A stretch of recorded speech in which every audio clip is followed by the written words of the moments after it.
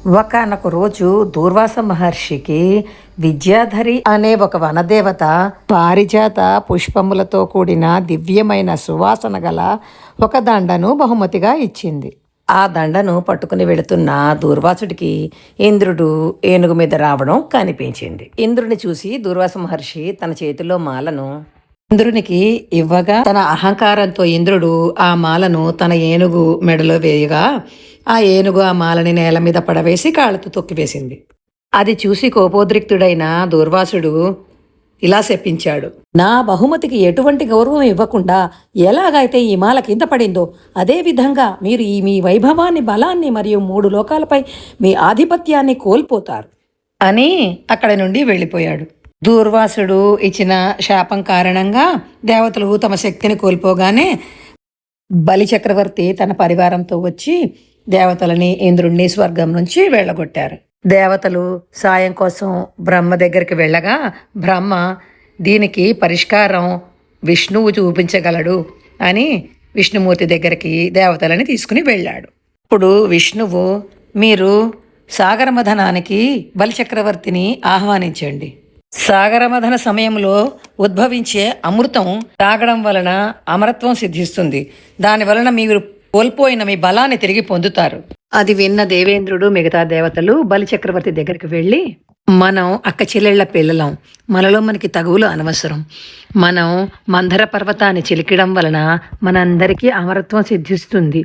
అందులో పుట్టబోయే అమృతం మనం తాగడం వలన అనగానే రాక్షసులు కూడా అంగీకరించారు. సముద్రంలో మందర పర్వతాన్ని నిలబెట్టి దానికి సర్పరాజైన వాసుకుని తాడుగా చేసి తలవైపు రాక్షసులు, తోకవైపు దేవతలు పట్టుకుని సముద్రాన్ని చిలకడం మొదలుపెట్టారు. ఇలా సముద్రాన్ని చిలుకుతూ ఉన్న సమయంలో మందర పర్వతం తన బరువుకి కుంగిపోవడం మొదలెట్టింది. అంటే ఒక పక్కకి సముద్రంలో ఒరిగిపోవడం మొదలెట్టింది. ఇది చూసిన శ్రీ మహావిష్ణువు కూర్మావతారం దాల్చి మందర పర్వతం కిందన ఉండి మందర పర్వతాన్ని సముద్రంలో మునగకుండా కాపాడాడు. ఇలా దేవతలు, రాక్షసులు సముద్రాన్ని చిలుకుతూ ఉండగా సముద్రం నుండి నల్లని పొగలు, మంటలు రావడం మొదలెట్టాయి. ఆ పొగలు, మంటలు చూసిన రాక్షసులు, దేవతలు భయపడి చిలకడం ఆపి పరుగులు పెట్టారు. సముద్రం నుండి పుట్టిన హాలాహలాన్ని ఒక్క మహాశివుడే ఆపగలడు అని అందరూ శివుని ప్రార్థించగా శివుడు ఆ హాలాహలాన్ని తన కంఠంలో ఆపి కరళకంఠుడయ్యాడు. మరలా దేవతలు, రాక్షసులు సముద్రాన్ని చిలకడం మొదలుపెట్టగా ముందుగా కామధేనువు, తరువాత ఉచ్చైస్రవము, ఆ పిదప ఐరావతము, ఆ తరువాత కల్పవృక్షము, అనంతరము చంద్రుడు, ఆ పైన శ్రీ మహాలక్ష్మి. మహాలక్ష్మితో పాటు అనేక రత్నరాశులు, వజ్రాలు అన్నీ వచ్చాయి. అలాగే అశ్విని దేవతలు ఆఖరులో అమృత భాండము పట్టుకొని ధన్వంతరి వచ్చారు. ధన్వంతరి అమృతంతో రాగానే రాక్షసులు మీద పడి ఆ అమృతాన్ని లాక్కున్నారు. దేవతలు రాక్షసులతో చాలలేక శ్రీ మహావిష్ణువుని మొరపెట్టుకున్నారు. అప్పుడు శ్రీ మహావిష్ణువు వారిని ఓదార్చి, నేను మోహిని అవతారాన్ని దాల్చి అమృతం మీకే పంచేటట్టుగా చేస్తాను అని మోహిని అవతారాన్ని దాల్చాడు.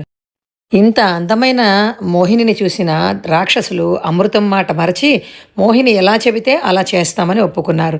మోహినికి ఆ అమృత భాండాన్ని ఇచ్చి ఒక వరుసలో దేవతలు, ఒక వరుసలో రాక్షసులు కూర్చున్నారు. దేవతలకి మాత్రమే అమృతాన్ని పోయడం చూసిన రాహువు అనే రాక్షసుడు దేవతల పక్కన కూర్చుని అమృతాన్ని తాగబోయాడు. ఇది చూసి గ్రహించిన సూర్యచంద్రులు మోహినికి సైగ చేయగా మోహిని రూపంలో ఉన్న విష్ణువు తన చక్రంతో తల నరికాడు. కానీ అప్పటికే ఒక చుక్క అమృతం తాగడం వలన అతని తల, మొండెం వేరైనా కూడా 2 ప్రాణాలతో బతికాయి. 2 రాహువు, కేతుగా మిగిలాయి. అమృతం అంతా దేవతలకే పోయడం వలన ఇంకా రాక్షసులకి అమృతం మిగల్లేదు. జరిగిన మోసాన్ని గ్రహించిన రాక్షసులు దేవతల మీదకి యుద్ధానికి వెళ్లారు. కానీ అమృత బలంతో అమరులైన దేవతల చేతిలో రాక్షసులు చిత్తుగా ఓడిపోయారు. దేవేంద్రుడు మరియు దేవతలు తిరిగి వారి వారి పదవులను పొంది స్వర్గలోకంలో హాయిగా ఉన్నారు. పిల్లలు, సూక్ష్మంగా ఇది సాగరమథనం కథ.